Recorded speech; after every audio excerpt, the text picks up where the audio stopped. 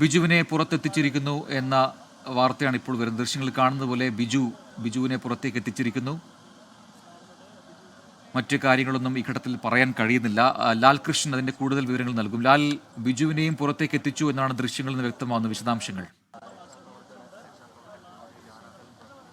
അതെ, നമ്മൾ ആദ്യം കണ്ട പോലെ JCB ഉപയോഗിച്ചുകൊണ്ട് അതിൻ്റെ മേൽക്കൂര എടുത്തുയർത്തിയ സമയത്ത് അകത്ത് കയറിയ രക്ഷാപ്രവർത്തകർ ബിജുവിനെ പുറത്തേക്ക് എത്തിച്ചിരിക്കുകയാണ്.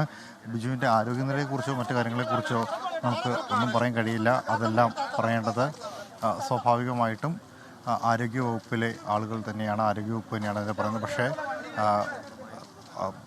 നമുക്ക് ശരീരം പൂർണ്ണമായിട്ടും കമിഴ്ന്ന് കിടക്കുന്ന നിലയിലാണ്. പക്ഷേ കാര്യമായ പരിക്ക് തന്നെ നമുക്കതിൽ നിന്ന് മനസ്സിലാക്കാൻ സാധിക്കും. അതായത് അരയ്ക്ക് മുകളിലോട്ട് എന്ന് തന്നെ രീതിയിൽ വളരെ കാര്യമായി തന്നെ പരിക്ക് പറ്റിയ രീതിയിലാണ് ബിജുവിൻ്റെ ശരീരമുള്ളത്. അതായത് ഈ നേരത്തെ പറഞ്ഞ പോലെ വലിയ രീതിയിലുള്ള സ്ലാബ് വീണ് ചതഞ്ഞ രീതിയിൽ തന്നെയാണ് ആ ശരീരമുള്ളത്. നിലവിൽ ഇവിടെ നിന്ന് താലൂക്ക് ആശുപത്രിയിലേക്കാണ് കൊണ്ടുപോകുന്നത്. അവിടെ നിന്നതിന് ബാക്കി കാര്യങ്ങളെല്ലാം തീരുമാനിക്കുക. ഏകദേശം 10 മണിയോട് കൂടി ഉണ്ടായ അപകടമാണ്. വീട്ടിലേക്ക് ഭക്ഷണം കഴിക്കാൻ വേണ്ടി വന്നതായിരുന്നു ബിജുവിൻ്റെ ഭാര്യ സന്ധ്യയും കൂടി. ആ സമയത്താണ് മുകളിൽ നിന്ന് വലിയ രീതിയിലുള്ള മണ്ണിടിച്ചിലുണ്ടാകുന്ന. ആ മണ്ണിടിച്ചിൽ വീട്ടിൽ തട്ടി വീട് പൂർണ്ണമായും തകർന്ന് ഇവരുടെ ദേഹത്തേക്ക് പതിക്കുകയായിരുന്നു.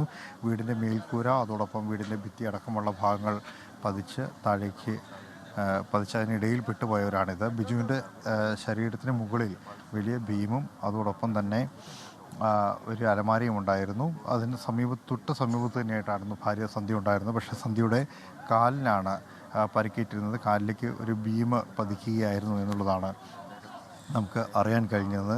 എന്തുതന്നെയാണെങ്കിലും ആ സംഭവത്തിന് തൊട്ട് പിന്നാലെ ഇവിടെ എത്തിയ രക്ഷാപ്രവർത്തകരോട് ആദ്യം പ്രതികരിച്ചത് അത്രയും സന്ധ്യയായിരുന്നു. ആ സമയത്തൊന്നും ബിജുവിൻ്റെ ഭാഗത്തുനിന്നുള്ള പ്രതികരണങ്ങളൊന്നും തന്നെ ലഭിച്ചിരുന്നില്ല എന്ന കാര്യം അറിയാൻ കഴിഞ്ഞിരുന്നു. തൊട്ട് പിന്നാലെ ആരോഗ്യ വിദഗ്ധരെത്തിയ സമയത്തും ബിജുവിൻ്റെ കാര്യത്തിലുള്ള പ്രതീക്ഷ വളരെ കുറവാണ് എന്ന രീതിയിലാണ് അവരും പ്രതികരിച്ചത്. കാരണം പൾസും മറ്റു കാര്യങ്ങളുമുള്ളത് സന്ധ്യയ്ക്കാണ്, പ്രതികരിക്കുന്നത് സന്ധ്യയാണ്, വിളി കേൾക്കുന്നത് സന്ധ്യയാണ്, വെള്ളം ചോദിച്ചതും സന്ധ്യയായിരുന്നു. പക്ഷേ ബിജുവിൻ്റെ ഭാഗത്തുനിന്ന് യാതൊരു വിധത്തിലുള്ള പ്രതികരണവും ഉണ്ടായിരുന്നില്ല. മാത്രമല്ല ബിജു പ്രതികരണമില്ല എന്നതിനപ്പുറത്തോട്ട് ബിജുവിൻ്റെ ശരീരത്തിൽ ഭാരമുള്ള വസ്തുക്കൾ ഉണ്ടായിരുന്നു, പൾസ് ഉണ്ടായിരുന്നില്ല എന്നീ കാര്യങ്ങളെല്ലാം തന്നെ സ്ഥിരീകരിച്ചിരുന്നു. ഇപ്പോൾ ഏതായാലും ബിജുവിന് വേണ്ടിയിട്ടുള്ള ആ ദൗത്യവും പൂർത്തിയായിട്ടുണ്ട്. എന്നിരുന്നാൽ പോലും പ്രതീക്ഷകൾ അറ്റുകൊണ്ടാണ് നിലവിൽ ബിജുവിനെയും കൊണ്ട് ഇവിടെ നിന്ന് ആംബുലൻസ് അടിമാലിയിൽ താലൂക്ക് ആശുപത്രിയിലേക്ക് പുറപ്പെടുന്നത്. സംഭവവുമായി ബന്ധപ്പെട്ടുകൊണ്ട് 22 കുടുംബങ്ങളെ ഇവിടെ നിന്ന് മുൻകരുതൽ എന്നോണം മാറ്റിപ്പാർപ്പിച്ചിരുന്നു. പക്ഷേ അതിനിടയിൽ ബാക്കിയുണ്ടായിരുന്ന ഇവിടെ നിന്ന് സ്വന്തം തറവാട്ടിലേക്ക് പോയ ബിജുവും ഭാര്യ സന്ധ്യയും ഭക്ഷണം കഴിക്കാൻ എന്ന് പറഞ്ഞ് തിരികെ എത്തിയതാണ്. ഒരു മകളുള്ളത് തറവാട്ടിൽ തന്നെ നിന്നു. ഏകദേശം 1 കൊല്ലങ്ങൾക്ക് മുമ്പാണ് ഇളയ മകൻ മരണപ്പെടുന്നത്. അത് ക്യാൻസർ ബാധിതനായിട്ട് മരണപ്പെടുകയായിരുന്നു. ആ ദുഃഖത്തിൽ നിന്നെല്ലാം കരകയറിയ കുടുംബം മുന്നോട്ട് പോകുന്നതിനിടയിലാണ് അവരെ മറ്റൊരു വലിയ ദുരന്തം തേടിയെത്തിയത്.